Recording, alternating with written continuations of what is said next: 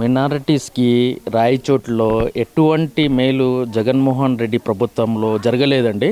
ఎటువంటి ఇది చేయలేదండి, లాభపరచలేదండి. అన్ని నష్టాలే. వీధులు చూసినా కూడా రోడ్లు సరిగ్గా లేవు, డ్రైనేజీలు సరిగ్గా లేవు, అన్ని సమస్యలు. కరెంట్ బిల్లులు విపరీతంగా వస్తున్నాయి. పేదవాళ్ళు ఎట్లా కట్టుకోవాలా ఆ విధంగా ఆలోచించుకుంటున్నారు. ఈ ప్రభుత్వంలో ఓటేసి మనకు ఇది కర్మ.